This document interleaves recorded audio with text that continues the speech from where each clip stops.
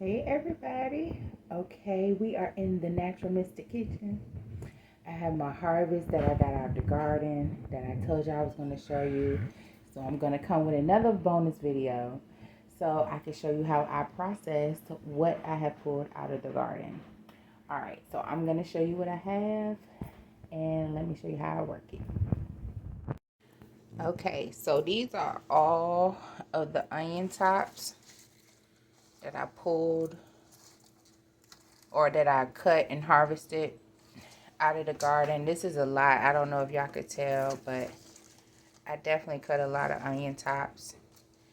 Here is the kale, the curly kale that I harvested from out of the garden. And it's been cleaned 4 times. And this is the lettuce. I did take that whole head of lettuce out. And I cleaned it, and I'm gonna cut this up too. So, well, let me tell you how I'm gonna process it. So for the lettuce, what I'm gonna do is I'm gonna just cut it up in pieces and save it for a salad, and I'm putting it in a Ziploc bag.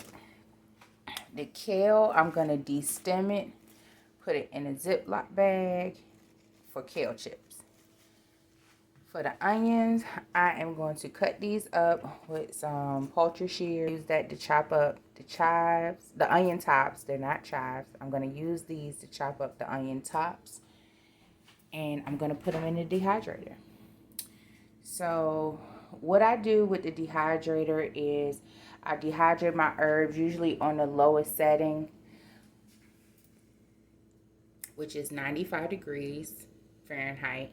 35 degrees Celsius, and you let them dehydrate for about 8 hours according on how wet they are. Now onion chives they'll hold on to water, so you could perhaps turn it up to 104, but I'm gonna keep it on 95, and I'm gonna let it go overnight and let those herbs dehydrate.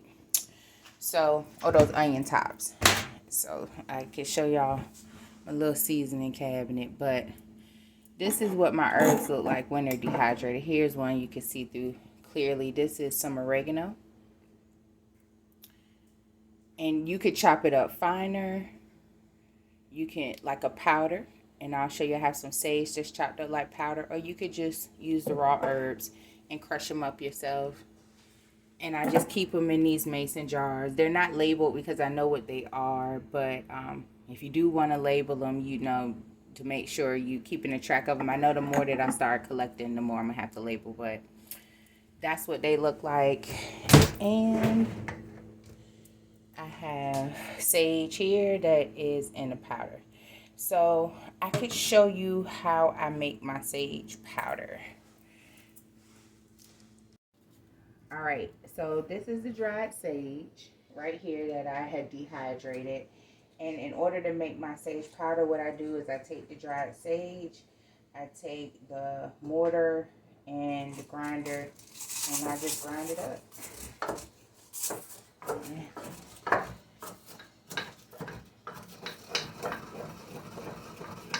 You can grind this up as rough or as fine as you want it. This is, now of course you can get a spice grinder now, but I guess I'm doing it the old-fashioned way, which is not hard because they are dry. So by them being dry, they're going to be kind of easy to break up anyway. But you see that they were completely leaves, and now it's a sage powder. So that is how I grind up my dry herbs to make granular powder. So I'll be right back to show you how I get everything prepped, set up, and ready to go. Here are the onion tops that I harvested from the gardens. I've cut them up, and I've also put some in a freezer bag because I'm going to freeze some of them and use them for seasoning. I have de-stemmed the kale. So here are the stems, here's the kale. I'm going to put those in this gallon Ziploc bag.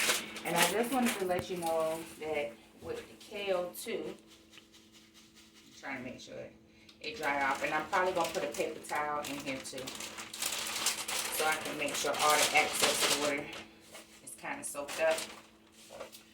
But a good thing with the kale stems that are left over, you can either put them in your compost pile, or you can actually use them for vegetable broth and stocks. So I think I might put those in a Ziploc bag so I can start making my own stock. It might be too early to do that. I'm not sure, because I like to use other things outside of the garden to throw in the stock too. But it's good to have stuff like this on hand. This is probably going in the compost pile.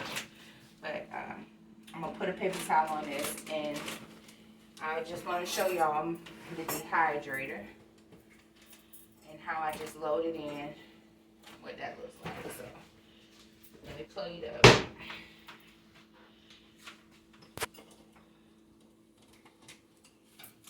And we have different levels on the dehydrator,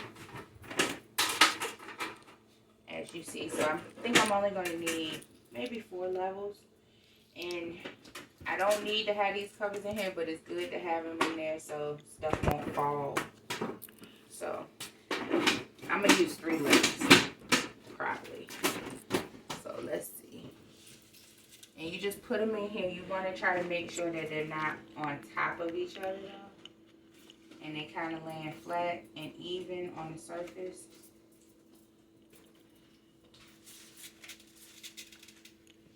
This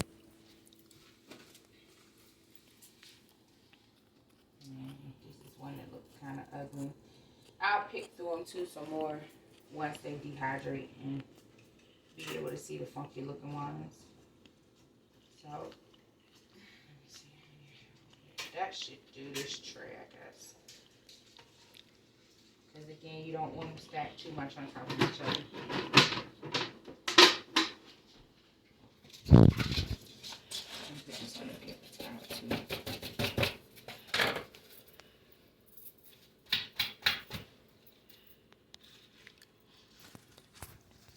And here's the second layer.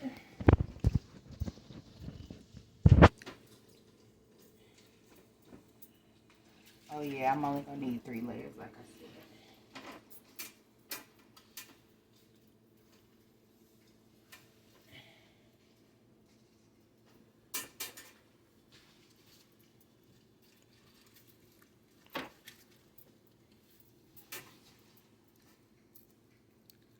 My daughter is eating the onion chives. I've never seen the onion top. If I say onion chives one more time, I'm gonna hurt myself. But my daughter is eating the onion tops. I have never. Mama, you're not supposed to tell nobody. Oh, so now you done moved to the bigger ones.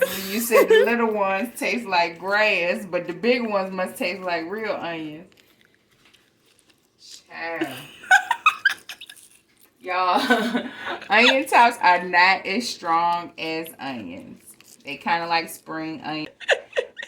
So I'm going to cut this on 95 degrees. And you hit the switch.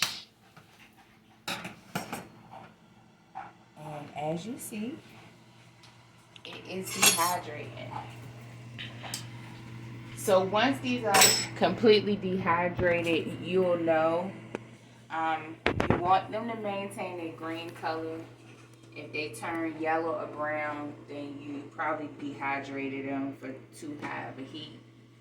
So you just want to make sure that you're not burning the herbs so they can still keep their same nutritional value. And all I'm going to do is the same thing that I did with these herbs. I'm going to put them in a mason jar. These I am going to cut a little smaller. This is rosemary. And I'm going to store it in my seasoning. I hope you enjoyed this bonus video of us being in the kitchen, just showing you how I process the stuff that I get out of the garden. Hope to come to you with a lot more videos like this, especially when I start processing tomatoes and cucumbers and things like that. I'm really trying to get into food preservation. And I'm just going to say this and leave you with this. We are coming up on food shortages. It has been confirmed. And if there is ever a time to start really trying to grow a garden and try to be self-sufficient, grow your own herbs, this is the time. So I'm going to just leave you with, remember to continue to do the most so you can be the most. Thank y'all for joining me. Please like, comment, and subscribe. And y'all take care.